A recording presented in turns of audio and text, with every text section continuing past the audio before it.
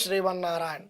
తీర్థయాత్రలు కార్యక్రమాన్ని వీక్షిస్తున్నటువంటి భక్తులకందరికీ కూడా స్వాగతం, సుస్వాగతం. ధనుర్మాస శ్రీవ్రతోత్సవంలో భాగంగా ఈరోజు 9వ రోజు. మనం ఇప్పటివరకు ముగ్గురు గోపికల్ని, ముగ్గురు ఆచార్యుల్ని మనం మెలుకొలుపుకోగలిగాము ఈరోజు వరకు. ఈరోజు 4వ గోపికని మన మిగతా గోపికలందరూ కూడా ఏ విధంగా మేలుకొల్పుకుంటున్నారో, ఆ పవలించి ఉన్నటువంటి ఆ యొక్క దశను గూర్చి లోపల ఉన్నటువంటి గోపిక, ఈ బయట ఉన్నటువంటి గోపికలు కూడా ఏ విధంగా సంభాషించుకుంటూ భగవద్ విషయాలు గురించి తెలుసుకుంటూ ముందరికి వెళ్తున్నారో దాని గురించి ఈరోజు పాశ్రంలో మనం తెలుసుకుందాం. మనం భగవంతుని పొందాలి అంటే 4 దశలు అనేటువంటివి ఉంటాయి. ఒకటి యాతమానావస్థ, వ్యతిరేకావస్థ, ఏకేంద్రియావస్థ, వశీకారావస్థ. ఈ యొక్క 4 అవస్థలు ఎప్పుడు కూడా మనిషికి ఏర్పడుతూ ఉంటాయి అని భగవంతుడు శ్రీకృష్ణ పరమాత్మ భగవద్గీతలో చెప్పాడు స్వామి. శ్రీకృష్ణ పరమాత్మ చెప్పినటువంటి దానిలో ఏంటంటే, తాబేలు ఏ విధంగానైతే అవసరం లేనప్పుడు తన యొక్క అవయవాలన్నీ ఏ విధంగానైతే ముడుచుకుంటూ ఉంటుందో ఆ యొక్క ఇంద్రియాలను కూడా దగ్గరికి చేసుకోవడం అనేటువంటిది యతమానావస్థ అంటారు. తర్వాత ఆత్మారిక్తులకు సంతోషం కానీ ప్రేమ దుఃఖము కానీ లేకుండా ఉండేటువంటిదే వ్యతిరేకావస్థ. సంతోషం వచ్చినా దుఃఖం వచ్చినా ఏదొచ్చినా కూడా దాన్ని ఒక తృఢప్రాయంగా చేసేటువంటిదే వ్యతిరేకావస్థ. దుఃఖించదగినటువంటి విషయంలో తటస్థించినప్పుడు మనసు ఉద్యోగానికి కలిగేటువంటి సమయము ఏర్పరిచినప్పుడు ఈ యొక్క వీటన్నిటి మీద స్పృహ లేకుండా, అనురాగము భయము ఏవి లేకుండా ఉండేటువంటిది ఏకేంద్రియావస్థ.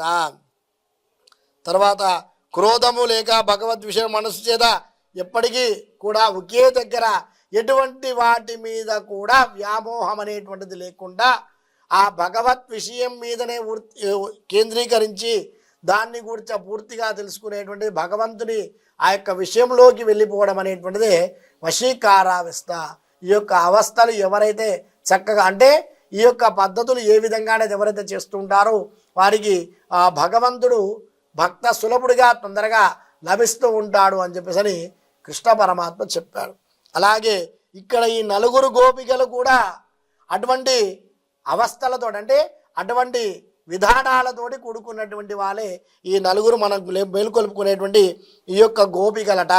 అటువంటిది ఈరోజు 4వ గోపికని మనము ఆత్మన్యేవాత్మన తుష్ట, ఆ పరమాత్మ యందే కూడా మనస్సు పూర్తిగా ఉంచినటువంటి ఆ యొక్క గోపికని ఈ రోజుటి పాశ్రంలో మనం మేలుకొల్పుకుంటున్నామట. గోపికని తూమని మాడుతూ శుద్ధం వెలక్కెరియా తూపం గమడత్తల మేల్కలనవం, అంటే పరిశుద్ధమైనటువంటి నవవిధములతో కూడుకున్నటువంటి ఆ యొక్క మేడలో పవలించి ఉన్నటువంటి గోపికనట ఈ రోజుటి గోపిక.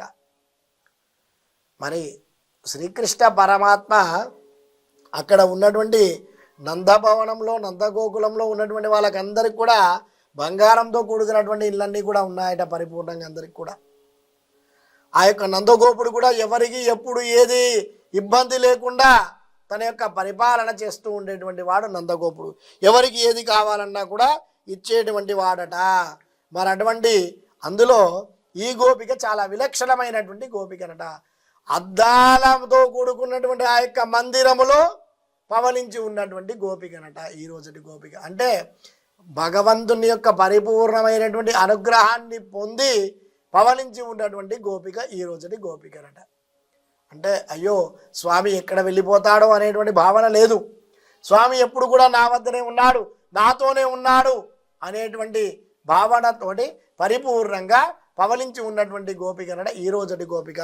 అందుకే అక్కడ పరిశుద్ధమైనటువంటి అన్నారు. ఇక్కడ ఏవైనా కూడా మన శుద్ధి చేయాలి అంటే దాన్ని వేడి చేయడము లేక ఇంకొకటి చేయడం వల్లనే అవి శుద్ధిగా అవుతుంటాయి. ఈ పరిశుద్ధం అనేటువంటివి ఎంత చేద్దామన్నా కూడా అది పుట్టుకతోనే వచ్చినటువంటి తత్వాన్ని కలిగినటువంటిది పరిశుద్ధమైనటువంటివి. అటువంటి వాట ఈ యొక్క 9 మనులతో పొదుగబడినటువంటి ఆ యొక్క ద్వారానికి కూడా 9 రకాలైనటువంటి ఆ యొక్క మణులన్నీ కూడా పొదగబడి ఉన్నాయట. ఆ మణులు పొదగబడినటువంటి ఆ యొక్క కవాటానికి లోపల అద్దాల మండపంలో చక్కగా పవలించి ఉన్నటువంటి గోపికనట ఈ రోజటి గోపికనట. మరి ఇక్కడ ఆ యొక్క యశోదాదేవి యొక్క తమ్ముడి యొక్క కుమార్తె ఉన్నటువంటి యొక్క భావనతోటి ఈ 9 గుణాలు మన లోపల ఉంటాయి. భగవంతుడు ఎప్పుడైతే మనకి ఏ విధంగా ఈ 9 రకాలైనటువంటి అంటే ఒకటి తండ్రి భావం కలిగించేటట్టుగా ఆ యొక్క పరమాత్మని తండ్రిగా ఎప్పుడైతే మనం భావిస్తామో ఒకటి దాన్నే పితృపుత్ర భావము, ఒక తండ్రికి బిడ్డకు ఉండేటువంటి భావము. రెండవది రక్షక భావము, ఆ రక్షించేటువంటి వాడు రక్షకుడుగా ఉండి ఆ రక్షించేటువంటి భక్తులని ఏ విధంగా అనేది రక్షిస్తూ ఉంటాడో అటువంటి భావము. మూడవది శేషి భావము, అంటే ఆ యొక్క అచేతనులుగా ఉన్నటువంటి వాళ్ళందరూ కూడా చేతనులుగా తీసుకురావడానికి ఆ యొక్క భగవంతుడే తను అన్ని కూడా అందిస్తూ వాళ్ళని పైకి తీసుకొచ్చి వాళ్ళకి జ్ఞానం అనేటువంటి కలిగింపచేస్తూ ఉంటాడు. అటువంటిదే ఇదొకటి భావము. రక్షక భావం. ఇంతకుముందు చెప్పుకున్నట్టుగా ఈ యొక్క మృత్యు సంసారం అనేటువంటి దానిలో నుంచి మనల్ని రక్షించి పైకి తీసుకొచ్చేటువంటి వాడే ఆ యొక్క భగవంతుడు. తర్వాత భర్తృభార్త భార్యాభావము. ఈ లోకంలో స్త్రీలకి స్త్రీ పురుష సంబంధము శారీరకంగా ఏర్పడి ఆ యొక్క భర్త భార్య అనేటువంటి బంధం అనేటువంటిది ఏ విధంగా ఉంటుందో వారిలో ఉండేటువంటి ఆ యొక్క వాస్తవమైనటువంటి వాడు అందులో భవించేటువంటి వాడు ఆ యొక్క పరమాత్మ. కాబట్టి ఆ యొక్క భావం అనేటువంటిది ఏర్పడుతూ ఉంటుంది. తర్వాత జ్ఞాతృగేయ భావము. ఈ లోకంలో ఎన్ని విషయాలున్నా కూడా మనం తెలుసుకొనిచున్నాం అనుకుంటాం, కానీ అనేకమైనటువంటి రకాలు మనము తెలుసుకోలేనటువంటి కూడా ఎన్నో ఉంటాయి, ఎన్నో విధాలు ఉంటాయి. కాబట్టి ఆ ఆత్మ ద్వారా ఎప్పుడైతే ఆ జ్ఞానం అనేటువంటి మనకు కలుగుతుందో అప్పుడే ఈ భావం అనేటువంటి మనకి ఏర్పడుతూ ఉంటుంది. స్వస్వభామి భావము. ఆ జీవులందరూ కూడా పరమాత్మ యొక్క సొత్తే, పరమాత్మకు సంబంధించినటువంటి వారే అనేటువంటి భావము ఎప్పుడైతే మనకు కలుగుతుంటుందో దాన్నే స్వస్వభామి భావము అంటారు. తర్వాత ఏడవది ఆధేయ భావము. ఈ యొక్క సర్వ జగత్తుకంతా కూడా భగవానుడే ఒక ఆధారం. ఆ భగవానుడే ఒక ఆధారంగా ఉండి తన యందే అన్ని సర్వభూతములన్నీ కూడా ఆధారపడి ఉన్నాయి అని తెలుసుకుంటామో అటువంటి భావం అది ఆధేయ భావము. తర్వాత ఎనిమిదవది శరీర ఆత్మ భావం. ఈ యొక్క శరీరంలో భగవంతుడు ఉన్నంత వరకు కూడా ఈ ఆత్మలు పరమాత్మునికి చెందుతూ ఉంటాయి. మనం చేసేటువంటి కర్మలు ఏవైతే ఉంటాయో ఆ కర్మలన్నీ కూడా ఆ ఆత్మరూపంలో పరమాత్మ చూస్తూనే ఉంటాడు. ఇవన్నీ కూడా అటువంటి భావం కలిగినటువంటిదే ఈ యొక్క శరీరాత్మ భావము. తర్వాత భోక్తృభోగ్య భావము. ఇది ఈ యొక్క లోకంలో ఉన్నటువంటి అన్ని విషయాలన్నీ కూడా నేనే అనుభవించుచున్నాను అని జీవుడు అనుభవించుతూ ఉంటాడు కదా, అదే భోక్తృభావము. కానీ అహింస సర్వయజ్ఞానం భోక్తార ప్రభురేవచ. సర్వయజ్ఞములకన్నిటి కూడా కర్త భోక్త అంతా కూడా ప్రభువే, భగవంతుడే. ఎందుకంటే ఈ యొక్క సృష్టిలో ఉన్నటువంటి అన్నిటి మీద కూడా భగవాన్ ఆ యొక్క శ్రీకృష్ణ పరమాత్మనే అన్నిట్లలో కూడా ఉండి ఈ యొక్క జీవాత్మ పరమాత్మలకన్నిటి కూడా ఈ యొక్క 9 విధమైనటువంటి భావాలని కూడా ఏర్పరుస్తూ అటువంటి ఆ యొక్క భావాలని కూడా కలిగినటువంటి 9 విధ మనులతో కూడుకున్నటువంటి ఆ యొక్క కవాటం ద్వారా కలిగినటువంటి ఆ యొక్క అద్దాల మండపంలో పవలించినటువంటి గోపికని మేలుకొలుపుతున్నారట. లేవాలమ్మా, లేచి రావాలమ్మా. అంతేకాదట, శుత్తుం విలక్కిరియా. ఇంకా ఇలా ఉందట లోపల పవలించినటువంటి గోపికనటంటే ఆ ద్వారాన్ని కన్నంలో చూశాడ, చుట్టూ కూడా దీపములు ప్రకాశిస్తూ ఉన్నాయట. లోపల పరమాత్మ ఉన్నప్పుడు ఈ దీపాలన్నీ కూడా ప్రకాశిస్తూ ఉంటాయి. మన లోపల కూడా ఆ యొక్క పరమాత్మ ఉన్నప్పుడే ఈ శరీరానికి ఒక విధి అనేటువంటిది ఏర్పడుతూ ఉంటుంది. మనం చేసేటువంటి ఆ యొక్క కర్మలన్నీ కూడా ఏర్పడుతూ ఉంటూ ఉంటాయి. అటువంటి ఆ యొక్క ఆ కర్మలతో కూడిన లోపలంతా కూడా చక్కగా దీపాలతో ప్రకాశింపజేయబడింది. ఇక్కడ స్వామి లోపల ఉన్నాడు కాబట్టి ఆ ప్రకాశం అంతా కూడా కనబడుతూ ఉంటుందట. అటువంటి ఆ యొక్క దానిలో ఉన్నటువంటి తూమం గమత్తు. అంతేకాదు చక్కని సుగంధమైనటువంటి అగరొత్తులు వెలిగించినటువంటి వాసన కూడా చక్కగా లోపల నుంచి వస్తూ ఉంటుందట. అటువంటి పోలినటువంటి వాసన. అక్కడ లోపల స్వామి చక్కగా తులసిమాలను ధరించి ఆ యొక్క గోపికతోటి సమాగమం చేస్తూ ఉన్నాడే. ఆ యొక్క సమాగమం చేయడం వల్ల ఈ గోపిక ధరించినటువంటి ఆ యొక్క పుష్పాల యొక్క పరిమళము, ఇక్కడ స్వామి ధరించినటువంటి ఆ యొక్క తులసి యొక్క పరిమళం అన్నీ కూడా ఒక సుగంధంగా మారి అది బయటికంతా కూడా వెదజల్లుతూ ఉందట. అటువంటి సువాసన కలిగినటువంటి మందిరంలో నుంచి నువ్వు లేచి రావయ్యా. మరంతేకాదు తూయిలనే మేల్ కలరడవం, అటువంటి ఆ యొక్క దశలో ఉన్నటువంటి ఆ యొక్క గోపికనట, నిద్రను చక్కగా పట్టించు పడకపై నిద్రించినటువంటి గోపికనట. మరి ఆ యొక్క చక్కని పాన్పు పైన స్వామితోని కలిసి సమాగమం చేస్తూ పవలించి ఉన్నటువంటి స్వామి యొక్క జ్ఞాపకాలను మననం చేసుకుంటూ పవలించి ఉన్నటువంటి గోపికనట. అంతా కూడా చెప్పినా కూడా లేచి లేవలేదట. మరి మామాన్ మగలే, ఓ అత్త కూతురా అని సంబోధిస్తున్నారట గోపికలు. మనం జీవులము అందరం కూడా ఒక రకమైన చిన్న చిన్న బంధాలు ఏర్పరచుకుంటూ ఉంటాం. అత్త అని, మామ అని, బాబాయ్ అని, పిన్ని అని, అన్న, వదిన అని, ఇలాంటి ఆ యొక్క కొన్ని సంబోధనలు చేస్తూ మన తోటి వారందరూ కూడా మనం పిలుచుకుంటూ ఉంటాం. కానీ ఈవిడట ఆ యొక్క యశోదాదేవికి బంధువు అయినటువంటి గోపికనట. అందుకోసమనే ఓ అత్త కూతురా అని గోపికలందరూ కూడా స్తుతిస్తున్నారంట. ఒక ఆధ్యాత్మికంగానే కాకుండా ఆ స్వామితోటి కలిసి బంధం కలిగి ఉన్నటువంటి గోపికనట. అందుకే ఏమంటున్నారు, మణికదవం తాల్ తిరువాయ్, ఆ మనులతో పొదగబడినటువంటి ఆ యొక్క ద్వారాన్ని మెల్లగా తెరవాలమ్మా. అలా నువ్వు తెరిచినట్లయితే మేము వచ్చి ఆ స్వామితో నువ్వు వచ్చి మమ్మల్ని తీసుకొని వెళ్ళేటట్టయితే ఆ నీ ద్వారా ఆ స్వామిని పొందడానికి మాకు ఒక చక్కని మార్గం అనేటువంటిది ఏర్పడి నీ ద్వారా ఆ స్వామి మాకు ఆ పరైనటువంటి వాయిద్యాన్ని ఇవ్వడానికి అనుకూలిస్తాడు. కాబట్టి నువ్వు లేచి రావాలమ్మా. మా మీరవలే చెప్పిరో, అయినా కూడా లోపల ఉన్నటువంటి గోపిక లేవట్లేదట. అలాగే ఎవరో చెప్పినట్లుగా నీవు తలుపు తెరవకు, అలాగే పడుకొని ఉండు అని చెప్పినట్టుగా అలాగే పడుకొని ఉందట ఆ దశలో.